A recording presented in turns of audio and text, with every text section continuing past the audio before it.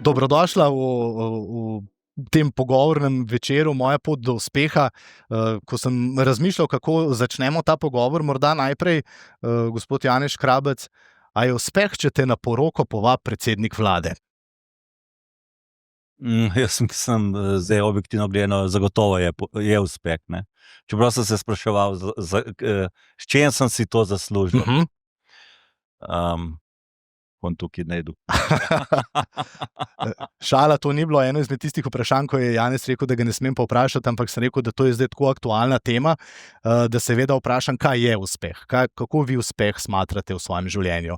Kaj ste si morda 20 let nazaj rekli, to bo uspeh, ali pa tam bom končal, pa danes gledate na to morda drugače? Mislim, jaz mislim, da je vsaj za mene bistveno bolj pomembna pot vedno bila kot cilj. Se pravi, da mi je pomembnejši proces. Tako da sploh se ne vprašujem o tem uspehu. Sploh čedalje bolj mislim, da je uspeh povezan z uspavati se. Se pravi, takrat, ko imaš občutek, da si uspešen, zelo hitro zaspiš na lovorikah in potem kmalu ta tvoj uspeh se spremeni za zmago. Mi je pa zdaj ravno padlo eno lep tako geslo ali pa citat, da pa bom rekel tako, boljše je uspeh, boljše je neuspeh, ki te naredi ponižnega, kot pa uspeh, ki te naredi arogantnega. Se pravi, ali pa bom rekel, takrat, ko imaš občutek, kako si ti uspešen, jaz vedno rečem, daj si en kamenček v čevelj, ki te bo žulil, ne, da se bo spominal, da je ta uspeh lahko zelo hitro minljiv, ne. In to je, tega se na koncu tudi bojim, ne. Je pa uspeh verjetno da spet nekaj teh, povem, sloganom oziroma kredo, kaj me navdihuje, ne. Uspeh je, če vidiš v problemu priložnost, ne pa v vsaki priložnosti problema, ali pa uspeh je uspešen je tisti, ki se zna pobrati vsakič, ko doživi zmago. In jaz bi rekel, zavedati se v življenju, da so vzponi, padci, da so cikli in podobno kot cigan, ko se smeji, ko dež pada, ne, ker ve, da bo jutri sonce, ne. Jaz tudi se vedno, takrat, ko sem najbolj v evforiji, ne, ko sem vesel nad nekimi uspehi, kot ste rekli, se pa že malo bojim, ker vem, da za tem bo pa spet prišlo nekaj slabega, ne. In spet vprašanje, nisi bolj vesel takrat, ko se ti nekaj hudo dogaja, ker veš, da bo spet prišlo nekaj dobrega, ali pa obratno, ne. Nekaj zdaj upam, da se je nekaj razbralo iz tele moje filozofije, no. Je. Z razlogom in tudi z namenom sem začel zadaj, se pravi pri uspehu, ker o poti bomo še govorili. Janja Božič Maralt, pri vas bom kar podobno vprašanje postavil. Kaj je za vas uspeh? Zdaj, hvala za povabilo, zelo sem vesela, da vas toliko vidim tukaj, kakšne tudi poznam, vse pa lepo pozdravljam. Zdaj vidim, da Janez pogosto sodeluje, ali pa odgovarja na to vprašanje, ker jaz tako modrih odgovorov, pa tako izkustvenih zagotovo nimam. Jaz vam moram to povedati. Kako si lepo oblečena danes, Janja. Hvala, Janez. Skratka,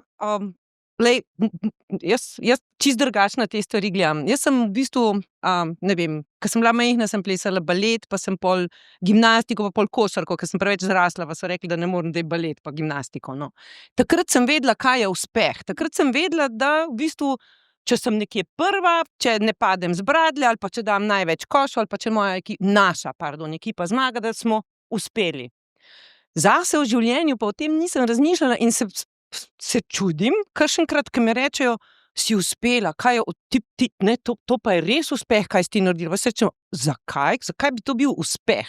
Skratka, nazadnje sva se na to temo uspešne ženske ali kaj, ne vem, podjetnice ali nekaj takega, pogovarjali z eno novinarko, ki je imela zelo dobro idejo, da v bistvu se ne dobiva v pisarni ali pa v lokalu, ampak da narediva sprehod čez Rožnik. No in jaz razlagam, da v bistvu jaz zase ne mislim, da sem uspešna, zaradi tega, ker vedno, kaj naredim, vidim nov izziv, pa mora biti boljši. Zdaj me je kolegica Maša, hvala Kastle iz Mediane, rekla, veš, si ti pred, ne vem, takrat in takrat imela eno prezentacijo, daj mi pošelj, bi mi zelo koristila za zdaj. In ko jaz to pogledam, kaj je bilo to pred 3 leti, rečem, lej, zato jaz nikoli nisem zadovoljna s tem, kar na Mediani naredimo, ker mora biti vedno boljši, ne? No, in ko se s to novinarko sprehajava čez Rožnik, ji prav rečem, da zame pač nič ni uspeh, ker mora biti vedno boljši. In v tem času prehitiva enega res starejšega, jaz sem že stara, ampak hvala Bogu sem že, enega starejšega gospoda, ki komaj hodi, počasi, s palicami sicer, ki pravi, a ste gledali film Casablanca? Pa se čem ne. Pravi, temu so tam rekli mental disease. Sem rekla, no hvala. Se pravi, očitno je ali z mano nekaj narobe, ali pa s percepcijo tega, kar počnem nekaj narobe. Sicer bi pa lahko rekla, da sem jaz leta, ne vem, 90 in nekaj že, v imenu Slovenske oglaševalske zbornice dobila priznanje oglaševalska osebnost leta. Jaz sem bila takrat prvič še zelo mlada, ker je to 20 let nazaj, drugič prva ženska in tretjič nekreativka, dotlej so sami kreativni direktorji to dobivali. Jaz sem se ukvarjala pa z raziskovanjem, takrat samo še medijev, se ti spomniš verjetno. In jaz šokirana, mislim, počaščena, seveda, so mi rekli, nič se ne sme zahvaljevati in se tudi nisem. Edina, ki se nikoli v življenju ni zahvalila na tem stageu za podelitev toliko, bom rekla, pomembnega priznanja v slovenskem oglaševanju. No, ampak en teden potem gremo z enimi prijatelji na počitnice, jaz sem imela takrat otroka 8 pa 1 leto starega, pa mi pravi en prijatelj, prav, veš kaj, zadnjič sem slišal, koliko si dobra profesionalka. Ampak to, da si pa toliko dobra mama, pa nisem vedel, vsaka ti čast. Tako da to je pol ta kombinacija, ko se mi zdi, da nekako sem uspevala združevati eno in drugo. No, hvala. Če smo začeli zadaj pri uspehu, pa gremo zdaj na to pot. Morda bi z vami začel, gospod Škrabec, 30-40 let nazaj. A ste si predstavljali, kakšna pot vas čaka? Kakšno pot boste prehodili s svojim podjetjem? No, zdaj, če lahko še nekaj. Najprej res, jaz sem zelo, tako sem šel v medije, res, da nisem uspel niti pozdraviti vas, res. Jaz bi tudi vas pozdravil in sem vesel, da sem lahko med vami. Upam, no, jaz sem sam kot študent ali pa kot mlad podjetnik ravno tako plastal za znanjem in rad sem se udeleževal takšnih pogovornih večerov, popoldnevov. Tako da sem bil jaz tudi vesel, da lahko z vami delim svoje znanje na nek način. Pa če se vrnem na to, jaz sem bil podobnem, večkrat so me to spraševali, res je, ne. Čeprav moram reči, ti si tako fantastično zdaj odgovorila, ki si odgovorila za to zgodbo in mislim, da tisti, ko znajo svoje zgodbe tako deliti z publiko, so itak najboljši govorci. In se take zgodbe tudi najbolj primejo v publiko. Enkrat sem bil na ravno tako eni okrogli mizi, ko sem me to spraševal, ko sem pa rekel, ampak najbolj mene pa zanima ena stvar, ker takrat je dobil pa nagrado za življenjsko delo gospod od direktor Medexa. No, kako se že piše, no, karkoli že. Takrat je bil star že blizu 90 let. Gospod Mižigoj. On pri 90 letih ni bil še niti en dan v penziji. In ko sem njega poslušal z tem žarom še vedno pri 90 letih, s tem interesom za vse, kar se okrog njega dogaja, sem rekel, mene samo to še zanima, kako živeti, da boš na koncu pri 90 ali pa ti še vedno tak, kot je gospod Mižigoj, ne? Ali pa na vse zadnjič sem poslušal znova, pa je moj prijatelj tak, podcast z gospodom Dimnikom, to je gospod 93 let star gospod, ki je pri tem Selakovič, ne, se imenuje, 2 uri govoril s tako lucidnostjo, s tako bistrostjo, da me je znova prevzel, zelo bogato vsebinsko, z anekdotami. In v bistvu potem sem se spomnil, veste, ko sem bil jaz mlad, sem zelo rad, takrat ni bilo še te naše, te literature, osebnostna rast, ne. To je bilo v 80 letih, še trd socializem. In takrat sem jaz naletel na tega Stephena Coveyja, mogoče ste brali, prva njegova knjiga je bila ta Seven Habits of the Highly Effective People, bo pa Put the First Thing First. No, in on je rekel, da je pomembno v življenju, predvsem projicirati sebe, kakšen hočeš ti biti, ko boš star 85 ali pa 90 let. In sicer, ne vem, a želiš takrat, ne vem, še vedno igrati golf, iti v gledališča, imeti okrog sebe veliko družino, imeti okrog sebe veliko prijateljev, da te zanima še cela vrsta stvari, da rad bereš knjige. No, rekel, če želiš vse to, moraš danes, vsak dan na tem delati. Vse te vloge moraš ti že imeti danes, ker ko boš eni potem projicirali, ko bom šel pa v penzijo, bom pa jaz začel gledališče hoditi. Ne boš. Zato, če ne boš imel teh navad. In vse je verjetno, vi pa ste bolj soočeni s to knjigo Atomic Habits, ne. Človek je predvsem, uspešen človek je, ki ima uspešne navade. In ampak vsak dan je potrebno na temu delati. Nič ni samo po sebi umevnega, vse to je treba vsak dan negovati. In vsakmu povem, vse verjetno imate vsi vrtove doma, ne. Kaj se zgodi, če greš 14 dni na morje in pustiš tisti vrt, pač tak, kot je bil mislim, da ne bi noben se z njim ukvarjal. 14 dni. Vse bo, ogromno plevela bo tam in tako naprej, ne. Nekje sem celo bral, da če bi London pustili 10 let, da ne bi teh parkov negovali, da ga ne bi obrezovali in tako naprej, bi bil London kot ena džungla. In to je pomembno pri sebi, da vsi pri sebi vsak dan delamo na teh navadah, da bomo pri 85, 90 še vedno tako radoživi, da bomo imeli tisti joie de vivre, kot se temu reče. No, in mislim, da je to neke vrste uspeha, ne. Ampak znova, to, kar sem tudi na začetku povedal, proces je pomemben, ne. Proces s pozitivnimi navadami. Janja, zdaj moram vprašati, katera je tista navada, ki jo dnevno tako negujete že desetletja? Ja, no, to je pa moj problem, zato jaz zdaj vsem mladim rečem, da sproti skrbite zase, sproti, tako kot jaz kontinuirano, ves čas delam in hrčkam, ko sem premalo skrbela zase in zato sem se v zadnjih 3 letih soočala z 22-kratno pljučnico. To pri teh letih, ne, zato rečem, sem hvaležna, da sem še sproti skrbite zase. Se pravi, ja, so te navade, ja, je gledališče, je tek, mene tek v naravi sprošča, zdaj v teh letih, ne vem, ne toliko hoja, mora biti tek, mora biti neka intenzivnost.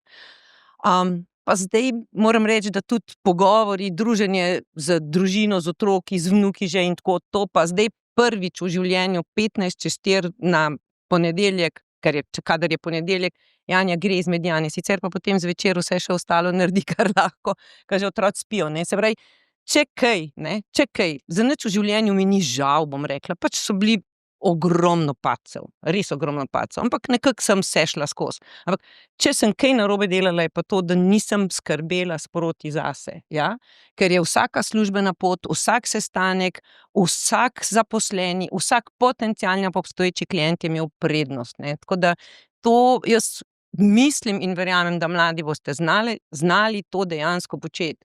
Sicer pa, če pa kaj sproti delam, je pa to obnavljanje znanja. Oziroma ne samo obnavljanje znanja, pač pa pridobivanje znanj. Tu bi pa vedno rada bila korak naprej in ne korak za našimi naročniki.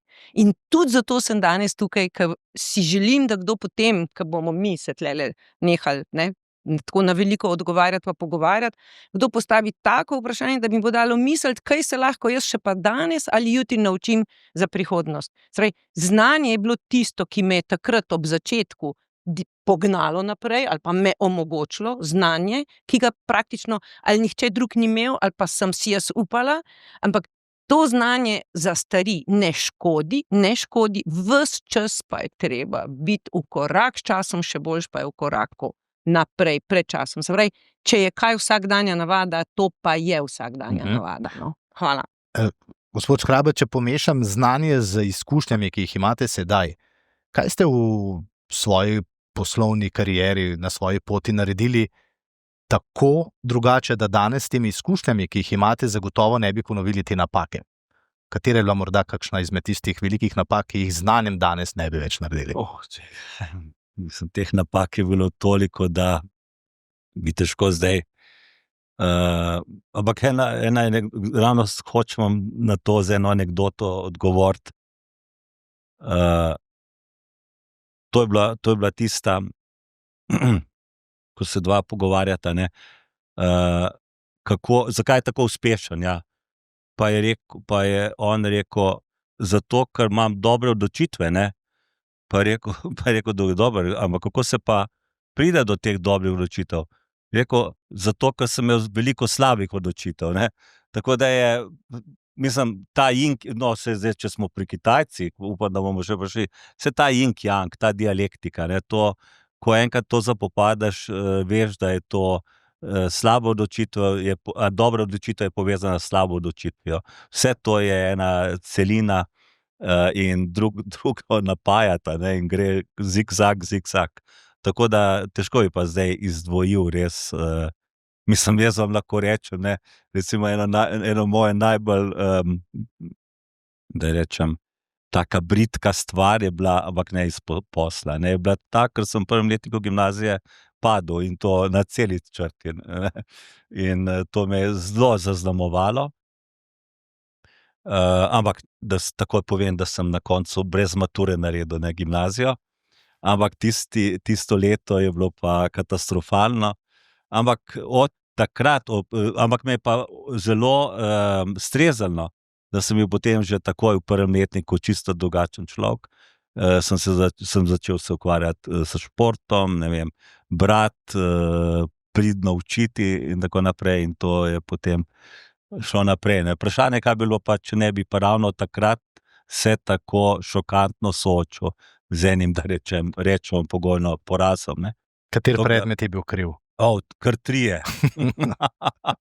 Ne, na koncu ne boste verjeli, sem pa padel iz tehničnega pouka.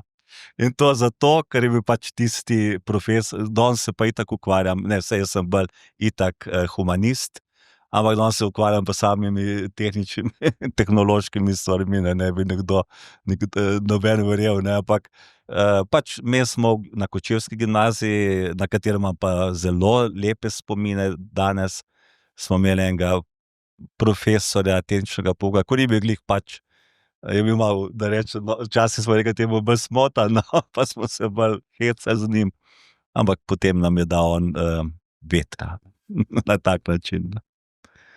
Janja, isto bom vprašal, kot sem gospoda Škrabca. Moram, zato ker sva zadnjič malce že poklepetala, pa mi ta zgodba z širitvijo Mediane ne gre iz glave, ker se mi zdi prav, da povemo kakšno tudi, ko ne gre vse prav, ne? In kaj iz tega človek potegne.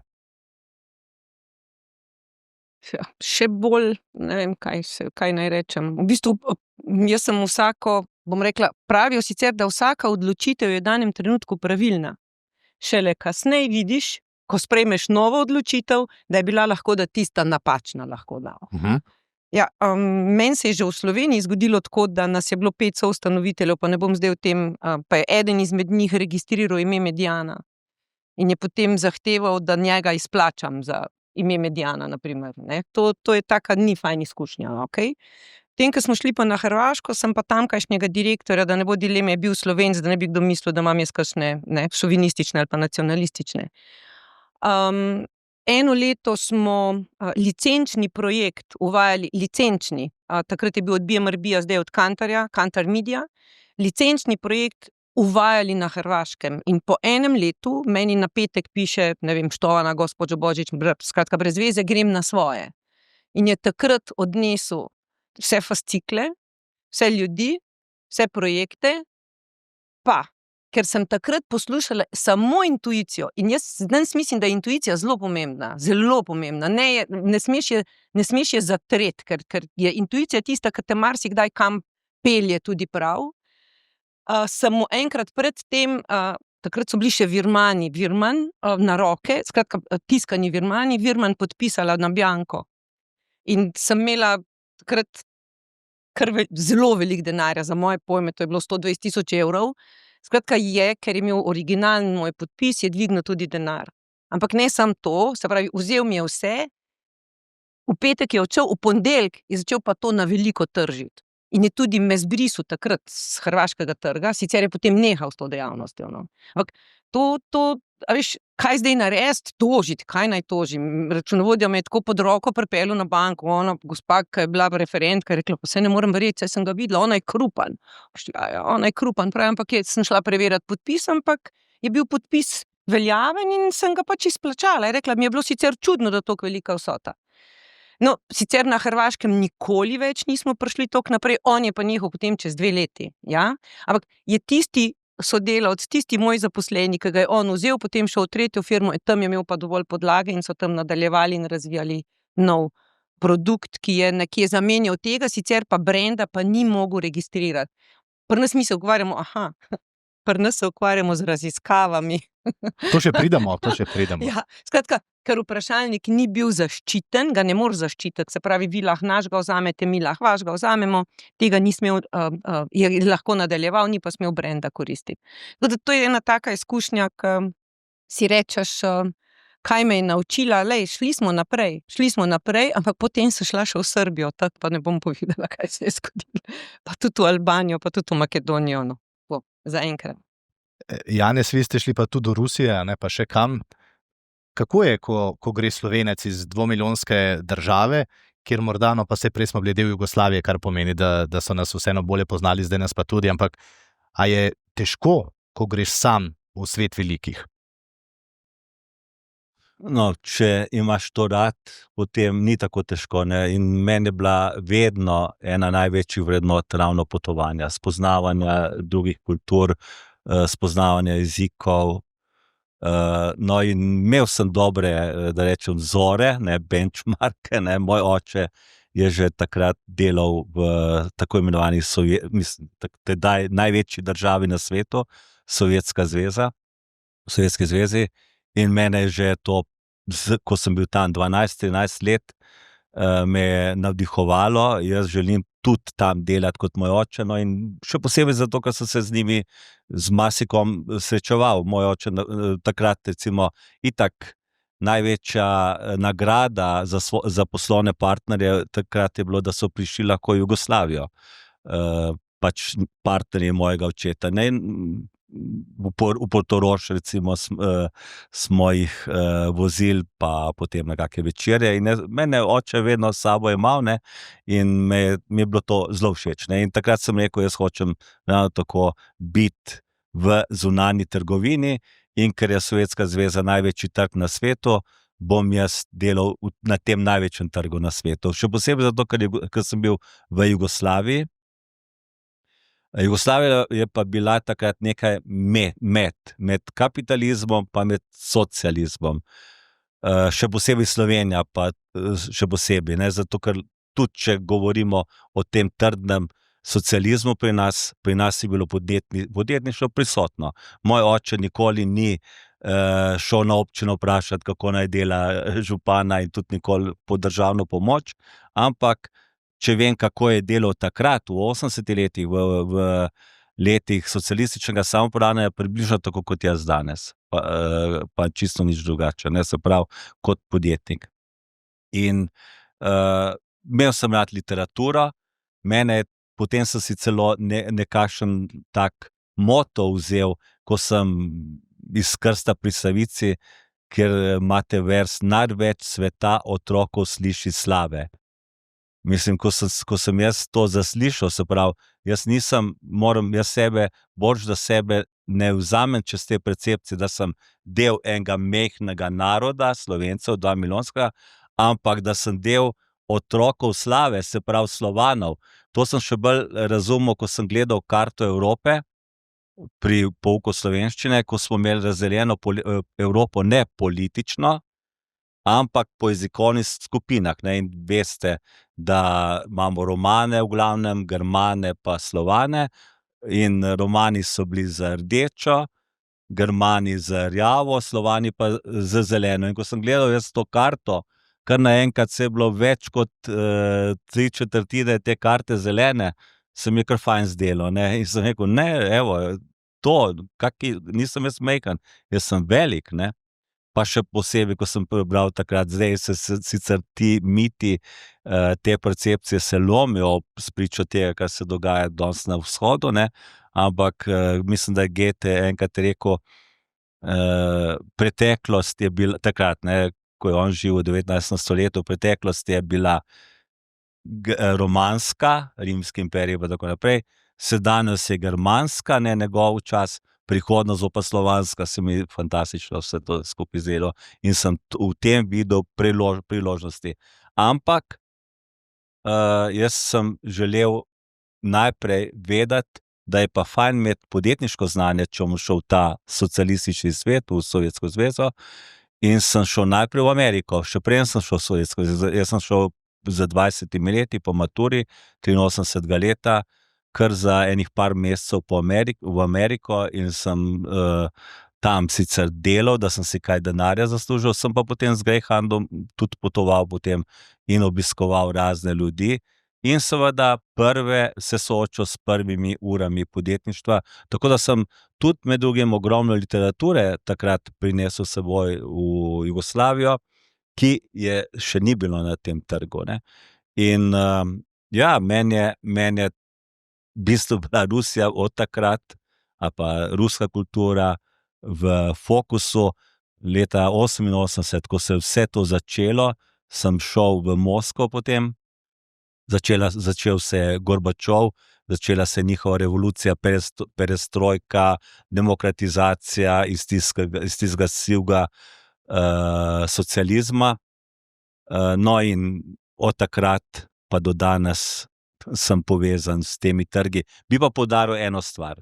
Ravno tako, kot mi Slovenci lažje razumemo zdaj tudi Hrvate, Srbe, Makedonce, ker smo živeli toliko časa, mi, ne, ki smo že pred penzijo, baby boom generacija recimo, ki smo živeli v Jugoslaviji, ravno tako, jaz, ko sem živel v Sovjetski zvezi, lažje kot kdorkoli drug razume vse te bivše, ki so danes neodvisne države, vse te bivše njihove republike, od Ukrajine, Belorusije, ampak tudi to Srednjo Azijo, Kazahstan, Uzbekistan, Tadžikistan, Turkmenistan, ali pa te kavkaške, ne vem, Gruzija, Armenija, kar je prvič, ker je ruski jezik še vedno tam zelo prisoten, drugič pa, ker še vedno obstajajo standardi približno takšni, kot so v Sovjetski zvezi ali pa v Ruski federaciji. In s tem, ko se je meni zaprl ruski trg, na žalost, pred 3-4 leti, zaradi teh sankcij, mi je bil velik izziv, da grem v te države, kot je Kazahstan, Uzbekistan, ki pa so danes zelo propulzivne. In mi tudi že marsikaj uspeva, ne. Janja, pri vas bom tudi začel tukaj pri mladosti, če lahko, zato ker je bil pa ta vaš štart v podjetništvo pa popolnoma drugačen, a ne? Vsaka ti čast, Janez. Zdaj bom vprašala organizatorje, po kakšnem ključu ste zbirali, ker če je kaj črno-belo, pa če je kaj, upam, da tudi yin-yang, so to midva. Tako. Mislim, jaz prihajam pa čisto iz drugega okolja. Zame niso vedeli, kaj bi bila, kaj bom. Živela sem pri stari mami, ki je rekla, ti boš sigurno pismo nošel. Kaj pismo nošel? Zaradi tega, ker rada hodiš od hiše do hiše, pa denar šteješ. Takrat so imeli še, ne, so nosili te ali pokojnine ali kaj še poštari. Skratka, z nami se nima kar nihče ukvarjal, pa jaz nisem imela nobenega vzora, nikamor nisem potovala. Mislim, nikamor, da smo pol šli že naokrog v rani mladosti, ampak ko po Evropi z ruzakom kot študentka. Mene ni nihče, skratka, nobenih pričakovanj ni nihče imel od sebe, od mene.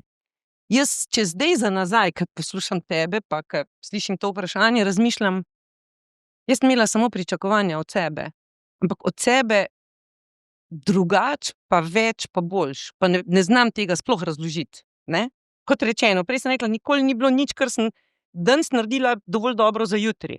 Se pravi, nihče me ni omogočil, vsi so me omogočili, zaradi tega, ker so me hranili, ker so me imeli radi očitno, a me razumeš? Ampak imela sem pa to srečo, da ne glede na to, da sem, to sem povedala že, imela štipendijo v rudniku lignita Velenje, Velenje se je rekli, kjer bi bila urednica Rudarja, to je časopisa rudarskega, internega glasila, da nekako mi ni bilo treba štipendije vračati, zaradi tega, ker me profesorca na FSPN-ju, sedanjem FDV-ju, ni pripoznala kot bodočo novinarko in sem pol presedlala na sociologijo in spet, jaz sem se takrat pa učila o samoupravnem socializmu, mislim, še terminologije nisem do konca obvladala, vsako leto sem si rekla, mar bi šla na DIF, ampak sem pa vedno naredila v času, med poletjem pa delala na taborenju kot kuharca, pa natakarca, pa vodnica in tako. No, da skrajšam. Ker nisem vedela, kaj bi pisala za diplomo, sem videla od Krke razpis o vplivu oglaševanja, takrat se je reklo propagande. Se lotim tega in zato iščem literaturo, ki je v tistih časih ni bilo, ker ni bilo interneta, grem v najbolj ugledno in edino slovensko oglaševalsko agencijo Studio Marketing, kjer sem potem so mi dali literaturo in kjer sem začela anketirati in kjer me je potem vprašal direktor marketinga, če veš, kaj pomeni planiranje, pa sem to med brki govoril, pa nisem razumela, sem rekla, ja, 3 čiste nisem imela. Je rekel, bi imel službo zate. Jaz sem šla v NUK, prosila za redke knjige, dobila, v glavnem. Kot če gledam potem naprej, se mi zdi, da vsakič stopila v malo večje čevlje. Skratka, jaz sem rekla, da vem, ne? Ampak sem si vse prebrala, kar je bilo možno, šla z ruzakom na Interrail in imela noter 12 knjig, poleg tega pa še kakšne kopalkice pa tako. Skratka, da sem dejansko potem, ko so mi rekli, da bi me zaposlili, sem se rekla, še grem na potovanje, ker sem skozi redno študirala, prišla nazaj z znanjem, ki ga takrat res za media planning, to je danes, ja, v Sloveniji nihče ni imel, no. Ampak v Sloveniji to pomeni v bivši Jugoslaviji in potem sem imela predavanja po celi pač samo Jugoslaviji in tako naprej. Se pravi, začetek je bil tak samorastniški, bi jaz rekla. S to srečo, da sem imela najboljšo službo na svetu, kjer so mi zaupali potem to, kar sem že znala, in iz tega se je potem izlušila potreba po raziskovanju, zaradi tega, ker bi morala uporabljati podatke, ki jih ni bilo, no. Tako da lepo mi je bilo slišati tvojo zgodbo, vsi nimamo takih zgodb, jaz mislim, da upam pa, da jih imam večina take, da vas lahko, glede na to, da so družinska podjetja ali pa nasledniki iz družinskih podjetij, vam lahko to stari starši, bližnja okolica to omogoči, ker ste v prednosti, jaz nikoli ne bom tako velika, kot je Janez. Pač bom takole, ja. In zdaj ampak bom, Mediana gre naprej, to pa ja, sem tako veliki pa. in ravno zato bom zdaj postavil eno vprašanje, ko sem bral komentarje pod vabilom, da pridemo, da se danes tukaj dobimo. Slovenci imamo eno lepo lastnost, da znamo zelo težko pohvaliti, če pa ima kdo več od nas, pa res ne privoščimo, no. In je nekdo napisal, njemu je pa res lahko tako ali tako mu je to dal oče, ne. Ja, ampak dal mi je meni oče samo dobro popotnico, ne, da se razumemo, dal mi je nekaj vez, navdihoval me je, ne. To je to, nič mi pa materialnega mi dal pa nič, mi smo živeli v enem bloku, na blokovskem naselju, ne, ker plača direktorja je bila takrat približno takšna, malo boljša od plače delavca, ne, a veste, tako da dal mi je izkušnje, ja. Mogoče včasih celo teže biti v senci takega očeta, imate veliko takih primerov, kjer ravno to je bilo potem največja cokla za nekoga, ne. Ampak očitno je bila ta vzgoja ravno optimalna in in sem hvaležen očetu, no, moj oče je še vedno živ, 92 let je star, in tako da sva še vedno prijatelja, se slišiva skoraj vsak dan, sicer ne kakimi velikimi pogovori, ampak skratka tako, ja. Bi samo nekaj dodala, da ne bo zdaj, da ne bi me kdo narobe razumel, da Janezu zavidam. Jaz sem govorila tudi še z enim uspešnim, mislim, da uspešnim podjetnikom iste nič penine, ne, delajo. In mu tudi enkrat rečem tako nekako, ne, ker se je tudi širil na Kitajsko, pa ne vem, kje vse je poskušal, pa ne vem, koliko vrst brendov penin je že imel na trgu, pa to. Pa rečem, noč ti nisem faus, ampak to, da imate vse v familiji, pa sem ti en mal. Pa je rekel, veš kaj, Janja, toliko, kar je plusov, je tudi minusov. Zelo težko je tudi z očetom. Tako da ni, jaz mislim, da ni, ne, bom rekla, ene in same in pravilne, idealne poti. To je pač moje skromno mnenje. No. Ja. Se morda samo še pod vprašanje. Marko Lukič mi je rekel iz Lumarja, da ga je nekdo ustavil, pa mi je rekel, no, kako pa zelo dobro jim gre, ne? Pravi, oče še dela, ne? Prav, ne, oče pa že 7-8 let ni več v podjetju. A potem ti to vodiš, ne, je bilo vprašanje. Zato morda pod vprašanje, a je breme, ko dobiš družinsko podjetje, da ga pelješ naprej. No, jaz nisem dobil družinsko podjetje, se razumemo, ne. Moj oče je bil direktor socialističnega podjetja in jaz sem začel res z enim faksom leta 89 in v eni skromni brez tajnice, v eni skromni pisarni. Tako da je bila tista answering machine je še delala, ne, če se spomnite, ne, in potem se spomnim po enih 3 letih, 4 letih obletnica mature, ne, in seveda so me povabili, je nekdo to organiziral med nami, pa so me povabili in da so pustili message na temu, od tej mašini, ne, vse smo imeli faks, telefon, pa še ta. Nimate predstave, o čem govorimo, ne, kaj je bilo, ti se spomniš, no, ampak je potem eden od mojih, ko sem prišel na ta žur, rekel, mislim, smo pričakovali, da boš pa ti imel že tajnico, ne pa, da to odgovarjajo, ali pa en mi je takrat celo rekel, od tebe smo pa res bistveno več pričakovali, zdaj si pa en trgovca, pa kakoli že, ampak tako da, kar se tega tiče, sem res začel iz nule, ampak je pa res, da sem iskal priložnosti, da sem imel dosti vez mojega očeta, zdaj Prima, ki je bil takrat prepoznaven, ampak vprašanje je bil bolj breme, ali je bil tako 50-50, nekaj je bil plus, nekaj je bil tako minus, ne.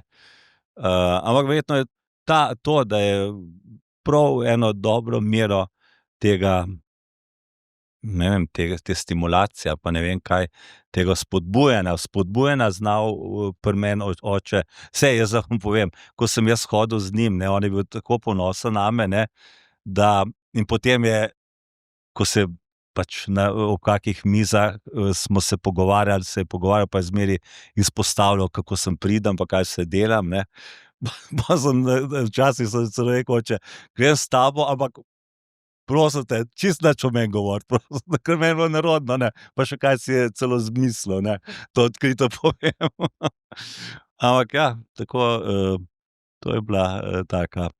Mogoče mi je pa všeč, kaj si ti rekla, ne, poudarila si to ljubezen, ne, jaz vedno, kar se tiče vzgoje pri otrocih, pa čedalje razmišljam tudi, kako voditi ljudi, ne. In mene zelo všeč en citat, ki ga je rekel Magnifico, ki je rekel, pa se otrokov ni treba nič vzgajati. Otroke moraš imeti samo rad.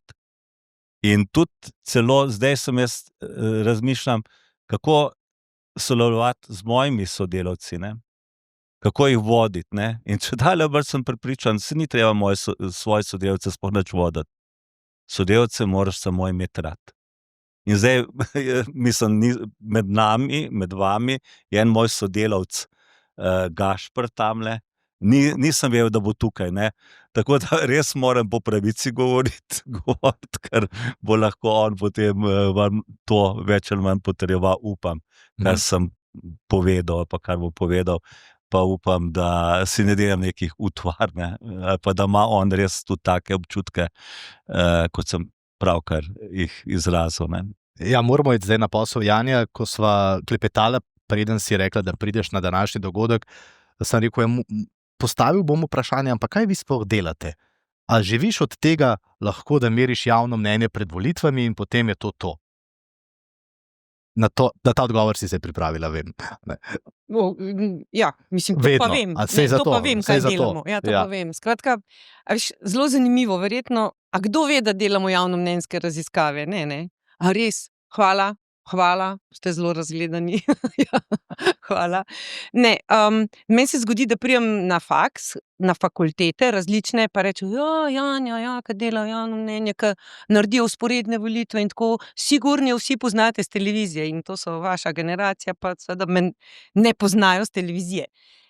Ne, z raziskavami javnega mnenja ustvarimo tako 3-5% prihodkov. Vse ostalo ustvarimo z raziskavami trga in potrošnika. In to pomeni, da še vedno res tudi anketiramo, še vedno anketiramo in po telefonu in na terenu in ustvarjamo svoj tako imenovani spletni panel. To je skupnost respondentov, ki jih pridobimo ali na Instagramu ali na Facebooku ali pa s tem, ko anketiramo, pa jih prosimo za sodelovanje. Tako da dajte vsi sodelovati v Medianinem spletnem panelu, zato ste tudi nagrajeni, ampak vaše mnenje bo potem slišano. To je zelo pomembno. Vaše mnenje ali o Riko hišah, ali o Ejka kartici, ali o Lidlu, ali o, ne vem, Eurospinu, da ne rečem o Audiju pa Mercedesu, ali o Audiju pa Seatu. Skratka, to so področja, ki jih mi raziskujemo. Raziskujemo jih pa zakaj? Zato, da si vodilni v podjetjih, lastniki, marketingaši ali pa raziskovalci oziroma vsi skupaj po vertikali znajo odgovoriti na vprašanje ne samo, kje so, pač pa kje je tudi njihova konkurenca in kaj morajo narediti zato, da bojo boljši. Pač to je ta prej Janez omenil kapitalizem, socializem. V tem času, ja, če ne stržiš, če ne prodajaš, v Jugoslaviji smo menda znali dobro izdelovati, v obdobju 5 let, ne, nismo pa znali tržiti, nismo pa znali prodajati. Ampak zato, da lahko dobro prodajaš, da lahko dobro tržiš, moraš poznati svoje kupce, svoje potencialne kupce, velikost trga, seveda konkurenco. Tako da mi živimo od trženjskih, eni rečejo na enih fakultetah trženjske, na drugi tržne raziskave, marketinške raziskave. Skratka, gremo v globino potrošnikov kot end userjev ali v globino na B2B segmentu poslovne javnosti in ko dobimo rezultate, naši pravijo, ni slab ali pa dober rezultat, rezultat je, kakršen je, ga vsi naši klienti vzamejo na znanje in s tem upravljajo. S tem, da poleg tega, da jim damo podatke, jim tudi v bistvu analiziramo in dejansko priporočila in svetujemo. Tako da to je Mediana, ne, v regiji, pa v Sloveniji, no, ne samo javno mnenje. Še kako ne, javno mnenje je tisto, ke mene ali pa Mediane noben ne mara. In zdaj, če berete razne komentarje in tako, boste videli, da jih dobivamo z leve in z desne. Še eno vprašanje odgovoriva, koliko vas je v podjetju? Koliko? V Sloveniji nas je 27 stalno zaposlenih, to je tako majhna firma. 27 stalno zaposlenih, sicer imamo pa okrog 50 rednih telefonskih anketarjev, pa tudi tako okrog 50 rednih terenskih. Zdajle bomo na primer začeli anketirati po terenu. A si predstavljate, da mora anketar, da moramo narediti tisoč anket na terenu, se pravi, da nam more 1000 ljudi odgovarjati, pa to ne tisti, ki želijo, pač pa moramo realizirati reprezentativen vzorec. Zakaj? Zaradi tega, da lahko rezultate posplošujemo na populacijo. Torej, imejte odprta vrata, kadar pridejo Medianini anketarji, prosim. Janez, moram zdaj vprašati, koliko takšne raziskave vplivajo na poslovne odločitve? No, kar se tiče te B2C, oziroma B2C, ne. B2C ali pa B2B. Ja, No, ampak v B2C. glavnem je B2C, B2C, ne, ja. B2C, ne. Je bilo že tudi v Jugoslaviji, takrat mislim, da so znali že kar tudi dobro prodajati, ker navsezadnje, jaz sem bil tudi zaljubljen takrat v Studio Marketing, kjer si ti začela z njihovimi fantastičnimi reklamami za mleko, za Slovenijo, ali pa za Zastavo 101 in tako naprej, ne.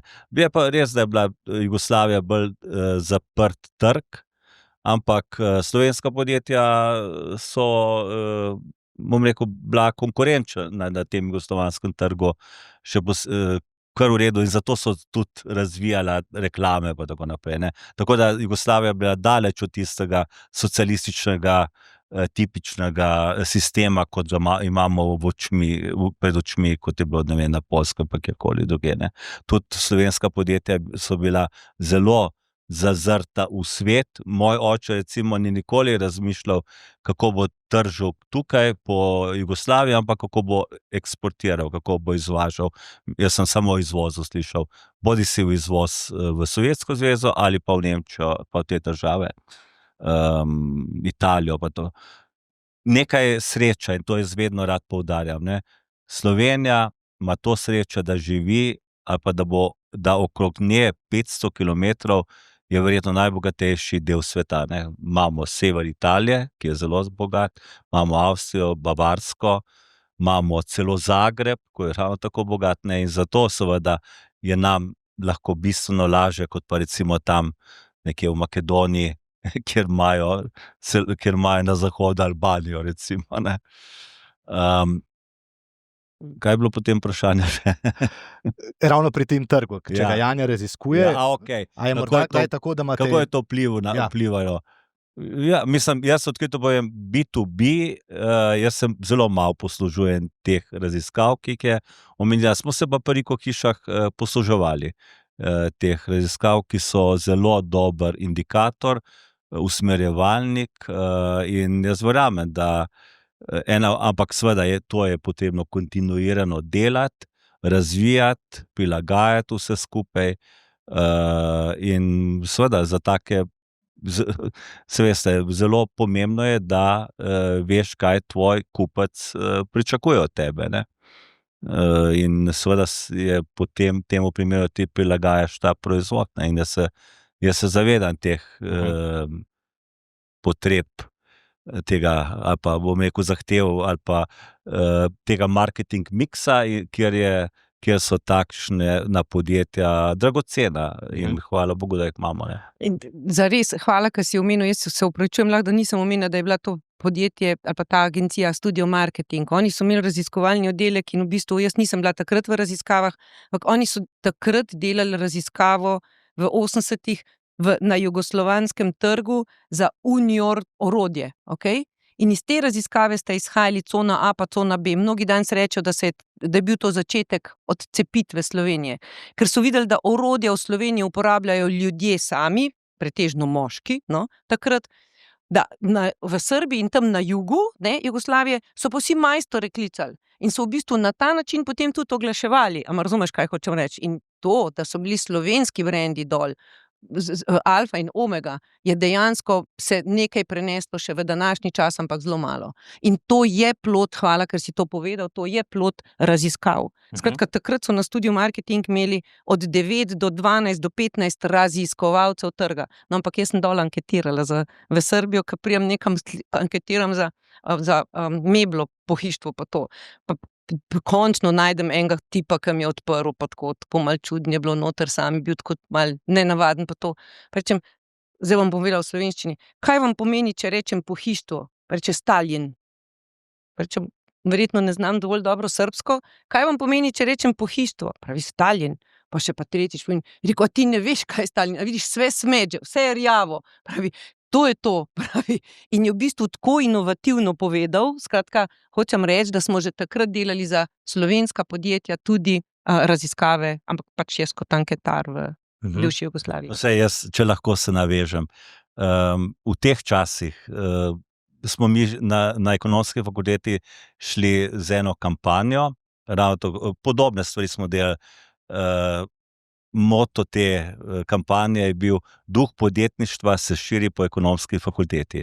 In smo prišli z raznimi, mi smo rekli temu, taki talk showi, so se imenovali takrat svobodne katedre.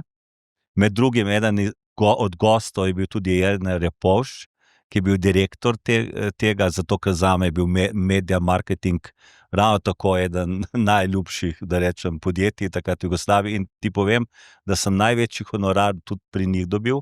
Iztok Sila, ki je bil, s katerim si tudi ti delala, verjetno mi je dal eno nalogo, da sem raziskal incentive travel.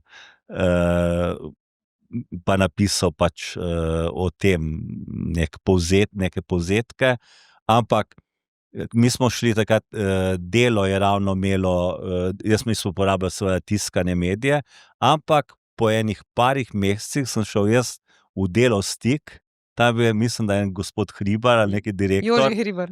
Tako, in sem naročil ravno tako raziskavo o prepoznavnosti te naše svobodne katedre, recimo. Evo, vidiš, mislim, to je dejansko Ja. na tak način. Mene to zanima, sploh oprosti. Jaz sem bolj humanist, da rečem. Se pravi, mene so zanimali sociologija, ekonomija, te stvari. Sociologija pa ravno tako, recimo slovensko javno mnenje, ki ga je Niko Toš vsako leto objavljal, je bilo za mene zelo pomembna publikacija. Tako. No, če je treba za dober posel imeti dobro poznavanje trga, je treba danes imeti tudi dobre ljudi, glede na to, da je tukaj veliko mladih. Morda vprašanje, kaj najbolj prepoznate ali pa pogrešate ali pa iščete pri mladih, ki pridejo k vam delati? Ja, mislim, predvsem to, kar je, meni je to pomembno, ne, kar je rekel Warren Buffett nekoč, ne, da je bistveno pomembnejši karakter kot pa skills. Ne. Ravno zato, ker te skills boš pridobil v podjetju, karakterja pa ne moreš zamenjati. Ne. In seveda slab karakter z največjo inteligenco ti bo naredil največ škode. Ne. In mene je pomembno ravno to, recimo Gašper, da vam povem, ne, Gašperja sem spoznal na Šmarni gori. In tudi lastniku Šmarne gore vedno rečem, če imate kakšnega, ki mi ga lahko svetujete, prosim vas, takoj ga vzamem. Ne? Zato, ker če na Šmarni gori zadostil pričakovanja ledinakov, sem prepričan, da bo tudi pričakovanja Rika. Pa ni on edini. Tam imam še eno sodelavko Marušo, ki je ravno tako fantastična. Ne? In vse te, a veste, mislim, mi zanemarjamo, ali pa bom rekel, mi moramo se zavedati, da je pridnost, ta optimizem na nek način, želja po znanju, vztrajnost, to so pomembne vrednote in mislim, da to so za mene najpomembnejše vrednote predvsem. In poskušam spodbujati, ne, recimo danes v petek, ne, se pogovarjam z enimi mojimi sodelavci, pa rečejo, smo dobili povpraševanje za en posel, ne, vse tam sem 3 milijone, pa nimamo, ne vem, če bi sploh dali ponudbo, ne, nimam ljudi, pa nimam časa, pa sem rekel, te pismo, pa dajmo probati enkrat, pa naj ChatGPT naredi ponudbo, ne. In res, pomisli, ne, in res preko vikenda v nedeljo mi pokliče, Gašper se bo ne Gašper, kdo je zdaj najmlajši ob tem, no, Anže, recimo, ne, on bo to naredil, ne, in res v ponedeljek ob koncu dneva mi oddamo to ponudbo. In danes sem ga poklical, sem rekel, veš kaj, ti si najmlajši med nami, ti nisi obremenjen, ti si želja, povej mi, poglej, kje so kakšni dobri seminarji, kako dodatno šolanje, lahko zdaj na Harvard greš, bomo mi to vse, samo daj mi zapopadi to artificial intelligence, da bomo čim bolj uporabljali artificial intelligence pri našem poslu, ne. In on je bil seveda ves navdušen nad tem, se mi zahvalil, hvala mi veliko pomeni. In to mi je bistveno pomembnejše, karakterne lastnosti, ne. Janja, rekla si prej, da pri vas morajo potrkati na vrata, se pravi, human skills so tudi nekaj, kar pravzaprav vsi tisti, ki pridejo k vam, morajo imeti, ne? Ne samo parametre, da znajo brati, ne? Ne, to na vsak način, ampak to so anketarji. Sicer mi ne znamo tako tržiti, da bi mi trkali na vrata podjetij, da bi še lahko več, bom rekla, raziskav zasnovali pa izvedeli, ampak v podjetju je pa res copy-paste, bom rekla, to je Janez tako lepo povedal, da jaz ne bi imela kaj dodati, razen da bi rekla, želja, da to dela, želja, da ga to zanima, ker tako kot je, verjetno vsak ne more biti srčni kirurg, če pride zdaj v eno bolnico pa reče, zdaj bom pa jaz srčni kirurg, ampak pri nas je pa želja. Neka osnovna znanja, ki so iz humanistike, zdaj s pomočjo umetne inteligence, zelo podobno sem imela danes razgovor, ampak nisem obljubila Harvarda, moram priznati. Pač pa sem rekla 3 naloge, ampak mi vsi pomagamo, jaz moram reči. Vsako leto zdaj zaposleni povejo, kako si pomagajo, kje so napredovali, tako da mi šeramo, zelo grdo sem rekla, mi delimo znanja interno in brez tega težko gremo naprej, absolutno. No, ampak danes poleg tega, umetne inteligence pa zdaj preveri, kaj si naredil in kaj ne, sem tudi rekla, da jaz pa pri mladih vedno znova iščem nove ideje, konstruktivne kritike.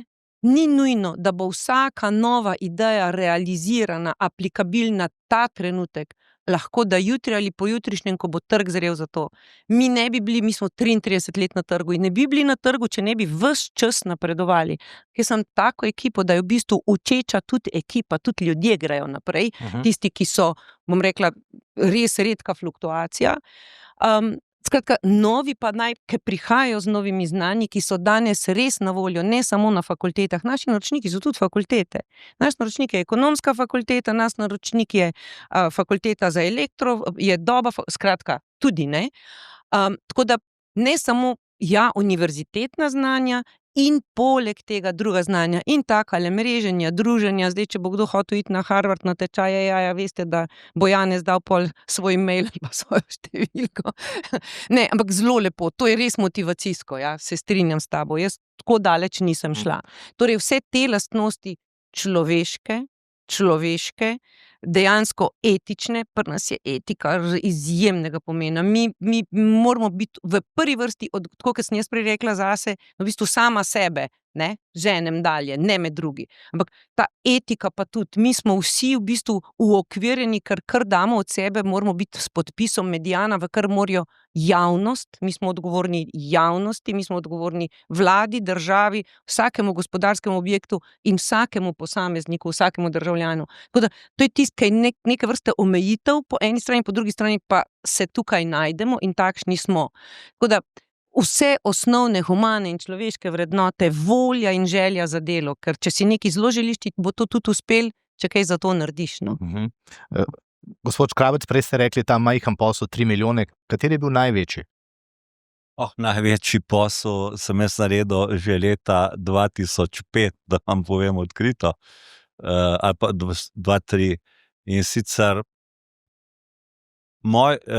od leta 1991 do leta 2001 je Avtovaz, to je pa največji proizvajalec avtomobilov v Ruski federaciji, bil takrat potem okrog 1 milijon avtomobilov, Lada, Niva, pa tako naprej, to so proizvajalci. Oni so prišli 91. leta k nam v Slovenijo, Ljubljano, in so formirali v okviru našega podjetja kot nekakšno purchasing commission, se pravi nabavno komisijo, ki je kupovala vse, kar je Avtovaz investiral v nove tehnologije.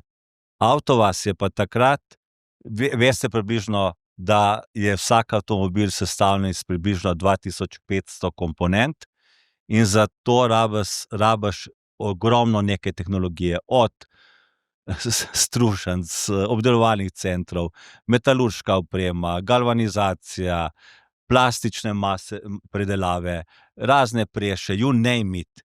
In oni so potem kupovali vsega tega nabora stroje, za vsako pozicijo smo mi takrat povabili v Ljubljano na pogajanja po 3 konkurente, to so bila prvovrstna podjetja iz Nemčije, iz Švice, iz Italije, vsi so radi prihajali, ker je Avtovaz bil resnično brand, pa tudi prej so že kupovali take stroje, ker so imeli 30-letno tradicijo na tehnologiji Fiata, se pravi na zahodni tehnologiji.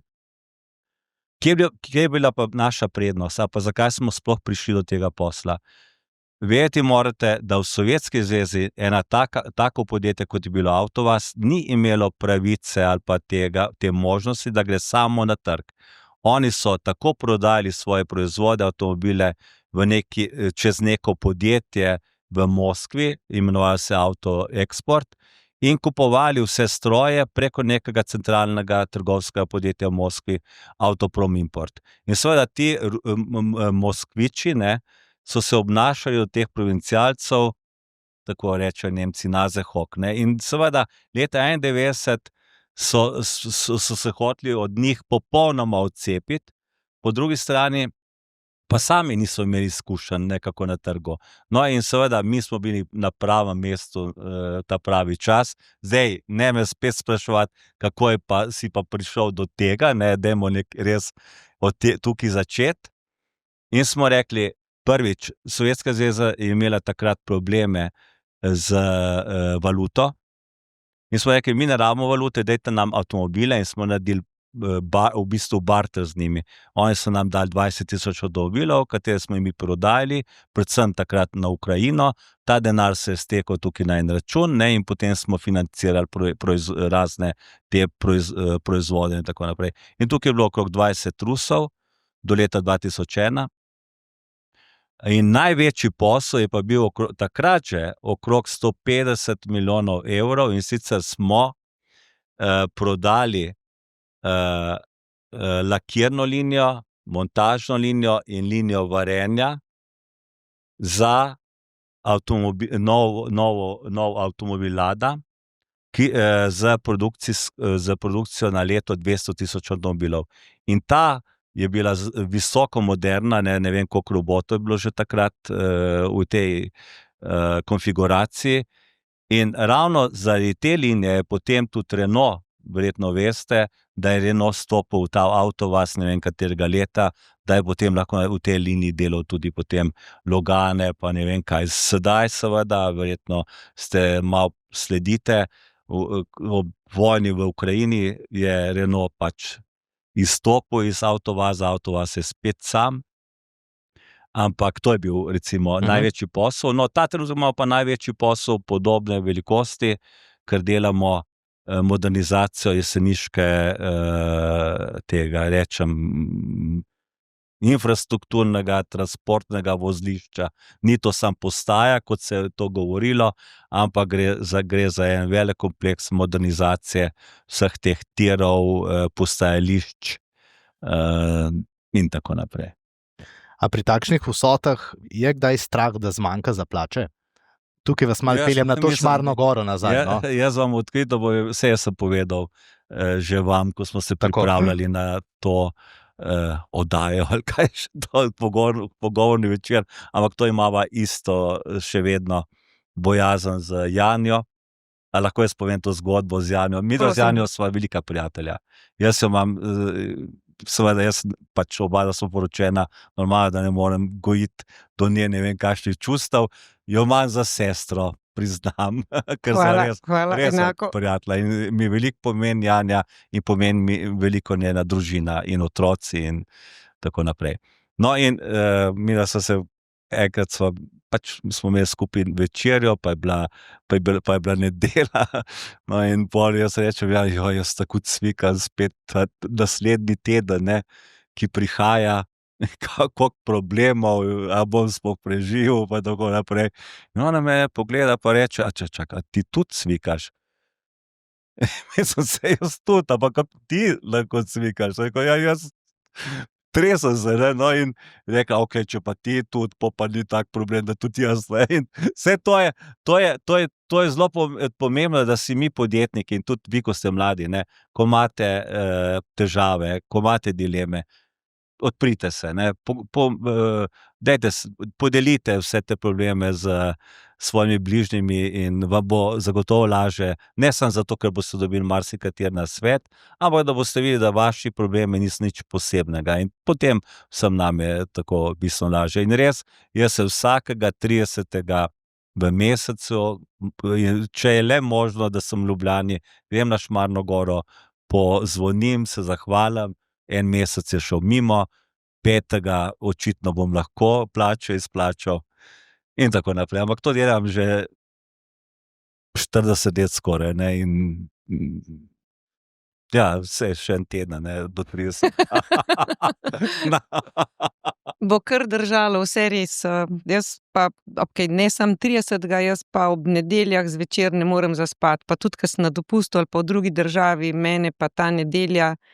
V soboto si želim vzeti malo prosto, ampak si že začnem zapisovati, vedno imam tole žval od telefona s sabo, v nedeljo si začnem že tako malo strukturirati, v nedeljo zvečer ne gre zaspati. Skratka, vsak ponedeljek je tisti, kaj bomo, kako bomo, a bomo zmogli, kdo bo zmogel, kdo naj kaj naredi, kaj moram jaz narediti. Jaz vedno v prvi vrsti, kaj naj jaz naredim. Ker šele, ko se s sabo razčistiš, pa si odgovoriš, kdaj seveda tudi napačno, lahko pričakuješ tudi od drugih. Sicer mi pogosto rečejo, da imam preveč energije, da naj se malo ustavim, ampak se ni za bati, no. V glavnem, ampak jaz sem si sama zbrala, nisem si izbrala te poti, ker prišla sem na to pot, jaz pa vedela nisem, kaj je podjetništvo. To pa, mislim, kje v socializmu pa sociologijo sem študirala, kaj je podjetništvo. Ampak pravim res, očitno sem bila v pravem času na pravem mestu in očitno se znala s pravimi ljudmi jih vprašati. Mi smo takrat hodili na konference v tujino, nič ni bilo takole na voljo.